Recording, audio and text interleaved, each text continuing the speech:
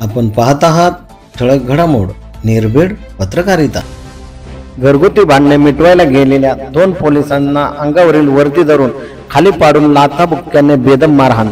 दौंड तालुक्यातील आलेगाव धुमाळ वस्ती येथे घरगुती भांडणे मिटवण्यासाठी गेलेल्या 2 पोलिसांना 2 जणांनी जबर मारहाण केल्याचा धक्कादायक प्रकार उघडकीस आला आहे। चक्क पोलिसांना जबर मारहाण झाल्याने खळबळ उडाली आहे। या प्रकरणी कांतीलाल रघुनाथ भोकारे आणि अशोक रघुनाथ भोकारे दोघे राहणार आलेगाव धुमाळ वस्ती तालुका दौंड यांच्या गुन्हा दाखल करून त्यांना अटक करण्यात आलेली आहे। याबाबतची माहिती पोलीस निरीक्षक गोपाळ पवार यांनी दिली आहे।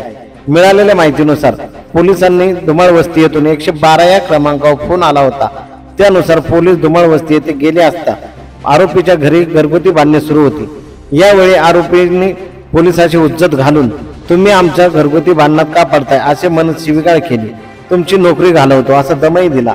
त्यानंतर आरोपींनी पोलिसांवर धावून गेले। यावेळी अशोक भोकरेने एका पोलिसाला गणवेशात असताना खाली पाडून लाथाबुक्क्याने मारहाण केली, तर कांतीलाल भोकरे यांनी त्याच्या हातातील लोखंडी कोयता अन्य एका कॉन्स्टेबलवर उघडून मारहाण करण्याचा प्रयत्न केला।